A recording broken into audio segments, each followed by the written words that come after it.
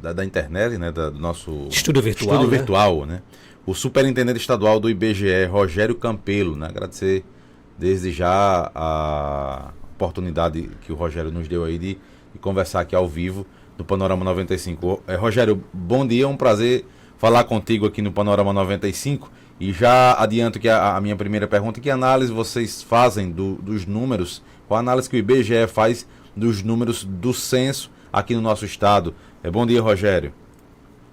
Bom dia, ouvintes. A primeira análise que a gente faz aqui no estado é que aconteceu o que estava sendo esperado. Tipo assim, a própria demografia, ela já garante que os países, quando vão ficando em estados mais desenvolvidos, eles acabam tendo uma diminuição do crescimento da sua população. Então, já era esperado que houvesse uma diminuição do crescimento da população brasileira. Desde 2005, por exemplo, o número de nascimentos por mulher, ele está no nível que está abaixo do nível de reposição, ou seja, a população não deveria realmente estar crescendo, mas como ainda tem muitas mulheres em idade fértil, ela de certa forma cresceu, ou seja, tivemos mais nascimentos do que morte, mas a tendência natural mesmo da população é não crescimento. O que o censo traz é o seguinte: crescemos. O Brasil como um todo cresceu, o Rio Grande do Norte também cresceu a população, mas num ritmo bem menor, o que acaba confirmando a previsão da demografia. Não tivemos nenhum resultado fora do normal, fora do esperado, porque se os senhores puderem analisar os números das outras capitais, também tivemos capitais que tiveram queda na população, assim como houve com o Natal, mas em compensação municípios do interior, da região metropolitana ali próxima, que tiveram crescimento populacional. Então, os dados do censo do IBGE estão dentro do previsto, lógico, como falei para os senhores, um pouquinho acima do esperado, mas dentro do que tinha sido projetado pela própria instituição. Rogério, do ponto de vista municipal, como você vem falando aí, chama a atenção aqui no Rio Grande do Norte Extremóis, né, que houve um crescimento aí na ordem de 150%, inclusive ultrapassando o município de Caicó aqui, né? O que é que, na opinião do IBGE, né, o que é que leva a acreditar, ou o que é que o IBGE aponta desse crescimento exponencial, 150% de um município como Extremóis? Pronto. Como eu falei anteriormente, que houve queda nas capitais, um fenômeno que pode ser identificado pelo censo, mas aí eu vou manter como opinião minha, Rogério, e não como a opinião do IBGE, porque, para esclarecer, a análise da movimentação demográfica que aconteceu vai ficar, como eu estou brincando, a cargo dos universitários, a cargo do pessoal da demografia e da estatística. Mas o que pode se perceber no Rio Grande do Norte, como se percebeu em outros estados, é que a população tem saído das capitais. A população tem procurado lugares, pode ser por motivo financeiro, terrenos mais baratos, pode ser por motivo de comodidade, de você ter uma vida melhor em um município menor, onde você vai ter uma condição de vida melhor, menos poluição, menos engarrafamento. Então, um fenômeno que realmente aconteceu em praticamente todo o Brasil. A população saindo das capitais e indo morar em cidades próximas, onde você continua mantendo a comodidade, por exemplo, de trabalhar na capital, mas sem ter digamos assim, o estresse da cidade grande. Então, esse fenômeno da diminuição da população da capital de Natal, ela aconteceu, por exemplo, no Rio de Janeiro, onde eu estou agora no momento. Cidades próximas ao Rio de Janeiro ganharam população e o próprio Rio de Janeiro diminuiu sua população, assim como Salvador e como eu estou falando, Natal. Vale salientar o seguinte: o crescimento de Extremóis é realmente um crescimento muito grande. Mas se você analisar, por exemplo, a questão do número de domicílios em Extremóis, esse número de domicílios cresceu bastante. Por programas sociais do governo, por construção de casas, condomínios. Quem conhece a região de Extremóis vai entender o que eu falo. Quem não conhece, eu sugiro que dê uma olhadinha no Google Earth e veja a linha do tempo de como a cidade ela realmente cresce. Então, o que a gente entende é que Extremóis cresceu e absorveu boa parte da população, mas não só Extremóis. Houve crescimentos também em São José do Mipibu, em Macaíba, São Gonçalo, Macaíba, Parnamirim, que fazem parte da concentração urbana de Natal. Então, a gente acredita que tenha acontecido isso. A população, procurando melhores condições, saiu para cidades próximas sem perder o vínculo com a capital. Rogério, bom dia, Marcos Jandas, prazer falar com você. A gente fizemos aqui um comparativo desde 1970, quando Caicó tinha 36.521 habitantes, né? E no censo de 80, Caicó ganhou 9% de habitantes, né? Em 91, Caicó ganhou 26%, um grande crescimento.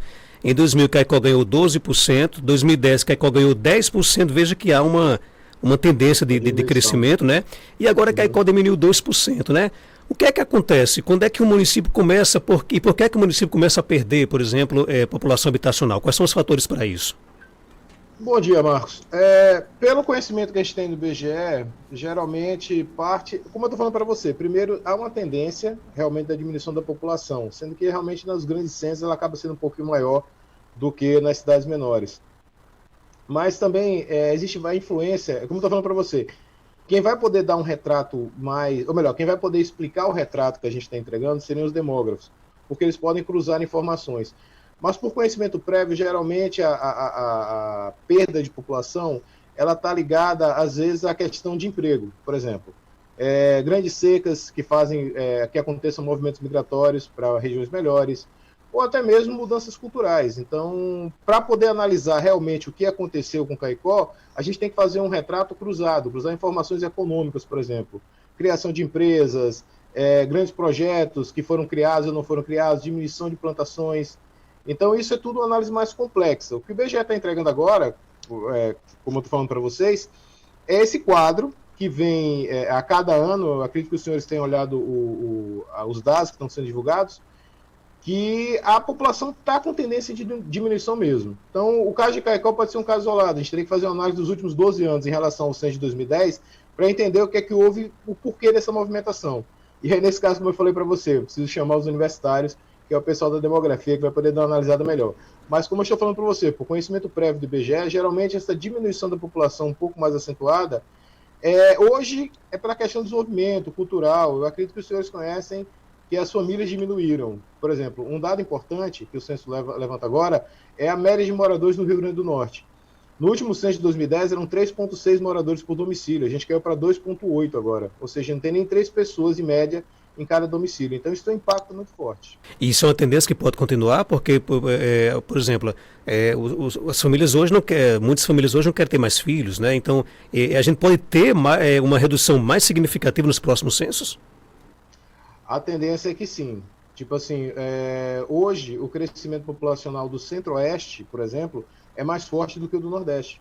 Pela primeira vez em muitos anos. O Nordeste e o Norte sempre foram disparados. Casais com mais filhos, casas com mais moradores. E hoje o Centro-Oeste, por exemplo, está tomando conta, sendo que o Centro-Oeste tem uma carga populacional muito menor. Então a ideia justamente é essa. A tendência é continuar. Até a própria questão da migração interna dentro do Estado. Tipo assim, falta de oportunidades. Nós somos um Estado que não temos tantas oportunidades de emprego, de desenvolvimento. Claro, para todo mundo essa informação. Então, muitas vezes a família acaba mandando aquela questão da migração. Vou procurar em outro lugar um emprego, alguma coisa. Por exemplo, um estado que teve um crescimento forte populacional foi Santa Catarina. Santa Catarina está atraindo muita pessoa para lá, por causa da questão do emprego, questão do agronegócio, indústria. Então, essas pessoas estão vindo de onde? Estão migrando do Nordeste, estão migrando do Norte do país. Então, há essa possibilidade da diminuição. A gente acredita que há essa diminuição. Primeiro, pelo encaminhamento natural da população, isso é um fato que acontece em todos os países vão se desenvolvendo, vão passando o tempo, a população tende a envelhecer, tende a ter menos filhos. E uma situação curiosa, por exemplo, que pode comprovar a questão da diminuição da média de moradores, por exemplo, é uma questão da população mais idosa. A pessoa vai ficando mais velha, o casal vai ficando, os filhos vão embora da casa, então aquela casa que tinha 6, 7 moradores passa a ter 2 moradores. Às vezes a mulher falece, o marido falece, então passa a ter um morador só naquela casa. Então isso demonstra a questão da diminuição de moradores por domicílio. Então demonstra essa tendência de diminuição populacional.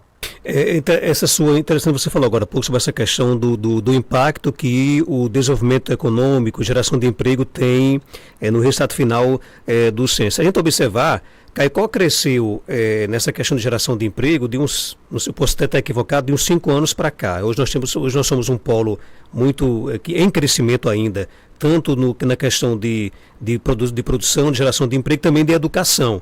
Mas então não deu tempo ainda, por exemplo, isso refletir no censo, não é isso? Pronto, essa sua colocação é interessante. Pelas facilidades de deslocamento de trabalho, principalmente na questão de educação, cria-se, os prefeitos foram muitas vezes nos procurar por questão de terem uma sensação de que a população é maior do que realmente mora lá. A gente tem que entender os conceitos de morador que são adotados pelo IBGE. Então, por exemplo, se uma pessoa está em Caicó hoje, por exemplo, para cursar uma faculdade, mas ela mora num município vizinho, tipo assim, ela passa a semana em Caicó, mas no final de semana volta para sua casa, no município vizinho ou município próximo, alguma coisa desse tipo, ela é moradora do outro município e não de Caicó. Da mesma forma, você pode pensar da seguinte forma: às vezes a pessoa tem um emprego em Caicó, mas prefere morar, não sei, numa cidade próxima. Eu vou dar cidade não tão próxima assim, por exemplo, Acari, a uma certa distância de lá, ou, por exemplo, São João do Sabugi. Então, essa pessoa, apesar de ela trabalhar, dela exercer a profissão lá em Caicó, mas de noite ela pega o carro dela e vai para outra cidade. Então, às vezes, causa uma sensação, como Caicó é uma cidade polo, que eu posso também dar outros exemplos, como Pau dos Ferros, ou como Mossoró, que é uma cidade grande mesmo, mas Pau dos Ferros, que tem um polo educacional muito forte, com a UFESA, com a UERN.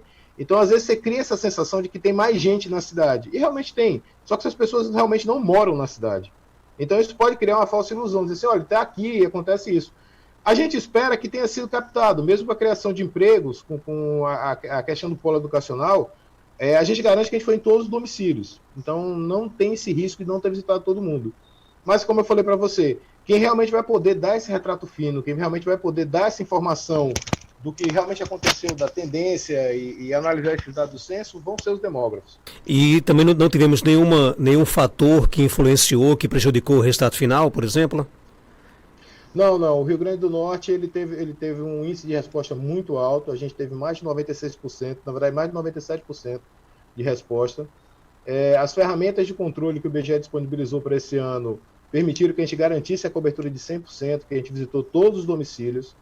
Foi colocado no ano passado o 137, que era o Disque Censo, para que as pessoas pudessem ligar para o IBGE e identificar que não foram entrevistadas. Então a gente se garantiu, se cobriu por todos os lados. Pedimos o apoio desde cedo das prefeituras, com as reuniões de planejamento e acompanhamento do censo. Foram 3 reuniões realizadas em todos os municípios aqui do Rio Grande do Norte. Então o IBGE tem certeza que o resultado é o real, é a realidade que foi expresso para o que foi captado durante todos esses 10 meses de coleta. A coleta se estendeu bem mais do que a gente esperaria, mas também o grande motivo por causa disso, para a gente ter certeza que a gente foi em todos os domicílios e conseguiu coletar todas as respostas. Eu já me antecipo e agradeço também a população que entendeu a questão do censo e respondeu. Caicó foi uma cidade que a gente não teve trabalho para coletar as informações, onde a gente conseguiu muito apoio da população, o apoio da prefeitura também ajudou a gente. Então, já tinha uma agência, né? Uma cidade que tem uma agência do IBGE há muitos anos. Então, foi um trabalho bem feito. O IBGE mostra essa realidade. E como eu falei para você antes, o fato da situação que aconteceu aqui no Rio Grande do Norte, inclusive até com Caicó e outras cidades, terem se repetido em outros lugares do Brasil, e você ter que o Estado cresceu, como todo o Brasil como um todo, é mais um fator que colabora para garantir essa qualidade do censo que a gente está entregando. Ô Rogério, só mais uma questão de minha parte.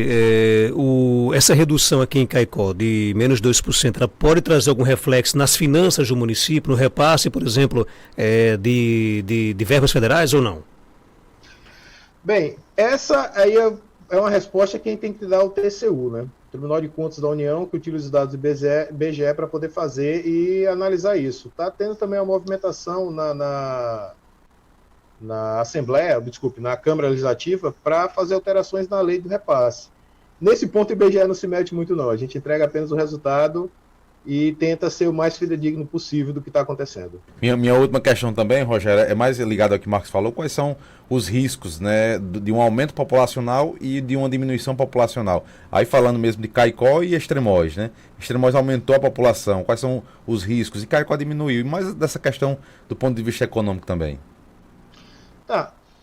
Em relação à questão da economia, o aumento da população, e aí eu vou utilizar o exemplo de Extremóis, que foi muito batido com a gente, que Extremóis estava atendendo, durante esse período intercessitário, uma população muito maior do que havia sido planejado. Eu vou até entrar na questão financeira, como vocês colocaram, não gosto muito de entrar na questão pequena da TCU, mas Extremóis mostrou, com esse resultado do censo, que devido ao seu crescimento nos últimos anos, estaria com as contas apertadas, digamos assim. Não teria os recursos necessários de investimento porque não estava sendo mostrada a realidade. Eu vou aproveitar para citar isso, o quão importante é que entre os censos seja realizada a contagem da população. Porque essa contagem vai permitir fazer esse ajuste. Tipo assim, em vez da prefeitura esperar 10, nesse caso do último censo, 12 anos, 13, né, como está sendo agora, Em 5 anos a gente poderia fazer essa correção de cálculo e poder identificar o crescimento da população. Já a questão da diminuição da população, o que ela afeta, e aí nesse caso já antecipo aos senhores, que esses resultados que saíram agora são resultados preliminares, ou seja, a gente vai ter mais resultados que vão sair, mais dados sobre a população brasileira que serão divulgados, segundo o calendário do IBGE. A gente teria que analisar a questão, por exemplo, da idade das pessoas, que aí você poderia ter uma diminuição de população, você pode afetar a força de trabalho que tem naquele município, porque, tipo assim, se aumentar o número de idosos, pessoas aposentadas, eu não teria tantas pessoas jovens ou idade produtiva para trabalhar. Então isso pode trazer um impacto financeiro na cidade, de ter que pegar pessoas de outras cidades para poder trabalhar, levando em consideração, como eu falei para vocês, aí o cara continua morando em outra cidade, só vai trabalhar lá em Caicó.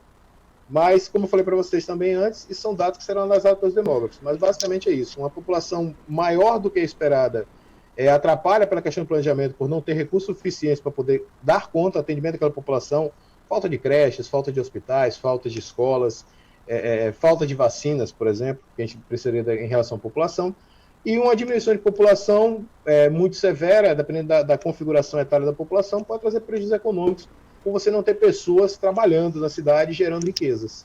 Quem deve estar feliz é o gestor de Extremóis, que tinha um FPM aí de, acho que 1,2, agora passou para 2,4, né? As finanças do município agradecem. Rogério, obrigado por sua participação, a gentileza aqui com o nosso programa. Parabéns aí pelo serviço, né? Pelo que vocês realizam no IBGE. Né? Como você mesmo disse, eu achei muito interessante a sua fala da sensação. Uma coisa é a gente, eu vi ontem muitas coisas aqui nas redes sociais. Como é que pode, Caicó? Ele passa não sei quantos carros aqui na rua durante o dia, né? Muita gente aqui no comércio, né? Mas, como você mesmo disse, às vezes a pessoa estar na cidade não significa ser da cidade. É isso que muitas vezes esse é o principal erro de leitura que as pessoas fazem com relação aos dados do IBGE. É uma situação que acontece principalmente em alguns municípios, como você falou, municípios polos. A pessoa tem aquela sensação que a cidade tem mais habitantes, mas talvez uma pequena pesquisa. Hoje está mais complicado com a mudança das placas, né? Você não consegue ver da cidade, ou pelo menos de imediato ver de que cidade a placa do carro é. Mas cria essa sensação de você ter mais gente, o comércio movimentado, muito estudante passando, mas a maioria das pessoas não moram ali. Então o prefeito procura a gente, conversa, poxa, mas a gente tem isso, tem uma movimentação tal. Alguns, por exemplo, alguma coisa que eles buscam muito para a gente, para contestar nas informações, por exemplo, é número de eleitores da cidade. Mas o IBGE não utiliza registros administrativos, por exemplo, como do TRE, do TSE, até porque não há uma obrigação. O cara apresenta um comprovante de residência que necessariamente não é dele. Então, tipo assim, não há uma obrigação do cara morar na cidade. Às vezes o cara volta naquela cidade por uma ligação de carinho, uma ligação de familiar, mas não mora lá. Então, às vezes, questionam os dados, mas aí eu posso garantir o seguinte, a única pesquisa que vai em todos os domicílios, bate em todas as portas e tenta conversar com todos os brasileiros é o IBGE. Então, podem confiar nos dados do censo. Como eu falei para vocês, a gente vai ter mais divulgações e eu espero que haja o interesse da imprensa para a gente poder vir aqui dar informação. Também já agradeço, já volto a agradecer à imprensa por todo o apoio que nos deu durante a operação censitária. Ok, Rogério Campelo, superintendente estadual do IBGE, muito obrigado pela participação aqui ao vivo no programa e até uma próxima oportunidade. Obrigado, bom dia a todos. Tá aí, nós conversamos com